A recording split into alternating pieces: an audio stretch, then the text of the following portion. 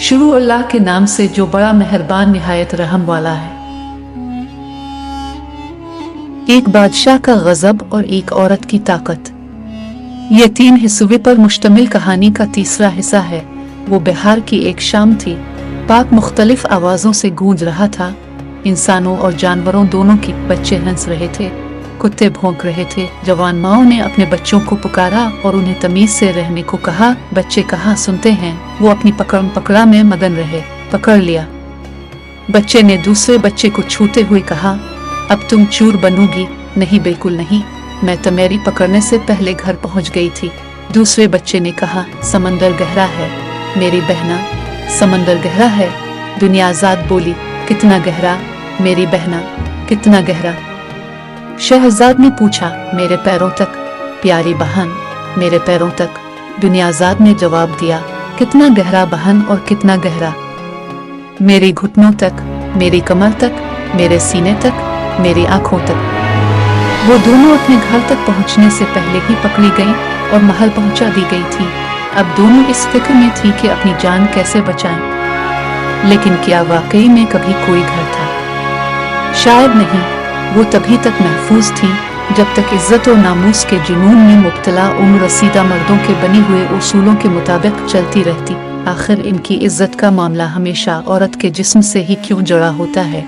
दुनिया आजाद ने पूछा, क्योंकि इस तरह वो आज़ादी से अपनी मर्दानगी की नुमाइश कर सकते हैं। शहजाद ने कहा, दुनिया के एक दूसरे कोने पर, जहाँ बिहार बहुत मुख्तसर होती है और गदालूद सर्दियों के फौरन बाद वहाँ घुटन ज़दा गर्मियाँ शुरू हो जाती हैं। एक कारी अपने भाई से कह रही है, मैंने अपनी इज्जत का सौदा नहीं किया, मेरी आबरू लूटी गई है, इससे कोई फर्क नहीं पड़ता। जिना है, जबरदस्ती हो या मर्जी से, तुमने खानदान की इज्जत खाक में मलाई है।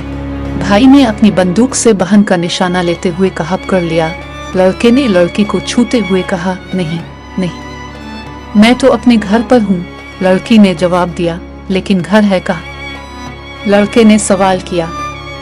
लड़की ने सिसकते हुए अपने इर्द गिर्द किया, बादशाह एक बुरा इंसान था, लेकिन इससे भी बुरे वो लोग थे जिन्होंने बादशाह की तरफदारी में कहानी लिखी। शहजाद बोली, वो कहते थे कि बादशाह ने रोजाना एक औरत का कत्ल करके बिल्कुल ठीक किया क्योंकि इसकी पहली बीवी ने इससे बेवफाई की थी। हाँ, लेकिन साथ वो ये भी लिखते हैं कि तुम इससे मोहब्बत करती थी। दुनिया आजाद ने कहा, वो जो चाहे कह सकते हैं, मगर वो मोहब्बत को कभी समझ नहीं पाएंगे। शहजाद ने जवाब दिया, लेकिन वो अपनी माँ की मोहब्बत को तो समझते हैं। दुनिया आजाद बोली, वो नहीं समझते, वो इसका मुतालबा करते हैं ठीक इसी तरह जैसे अपनी बहनों और बीवियों से मोहब्बत का मुतालबा करते हैं।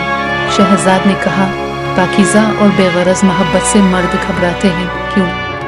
दुनिया आजाद ने पूछा, मर्द जिस चीज पर अपना हाथ रख ले उसे अपनी मलकियत बनाना चाहते हैं, लेकिन मोहब्बत को महसूस किया जाता है, बांटा जाता है, ये किसी की मलकियत नहीं बन सकता, और जिस पर ये कब्जा नहीं कर सकते इसे तबाह करने की कोशिश करते हैं। दुनिया आजाद ने इसमें इजाफा करते हुए पूछा, तुमने इसे राम कर लिया कैसे? हम औरतों को अक्सर जंगली जानवरों को सुधारना पड़ता है, ये शहजाद का जवाब था। अलिफ में शहजाद ने बादशाह को बताया कि औरतें मर्दों से ज्यादा समझदार होती हैं।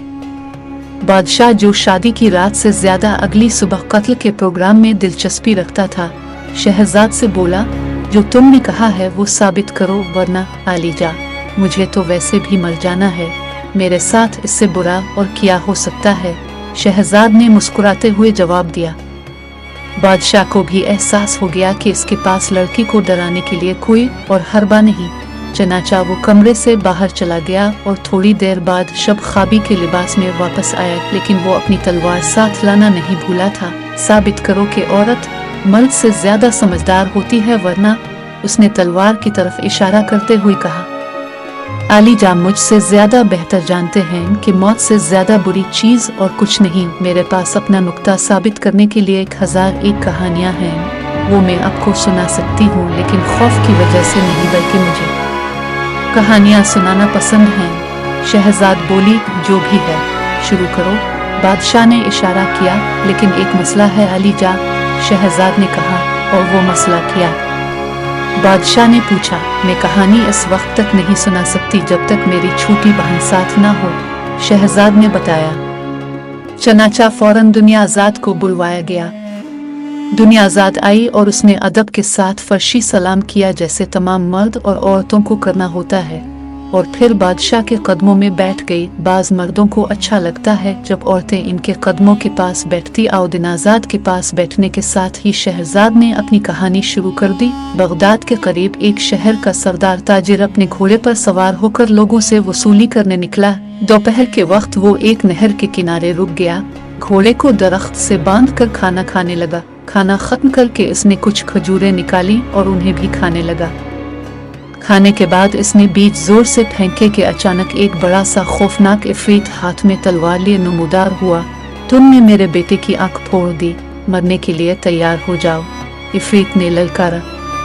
चूंकि शहजाद दास्तान गोई में माहिर थी, चनाचा ताजिर और इफरीत की कहानी आगे 3 शेखों तक चली, जिनमें से एक के पास गजाल था, दूसरे के पास 2 शिकारी कुत्ते और तीसरे के पास एक खच्चर था, और उनसे आगे मछेरे और जिन्नी की कहानी तक।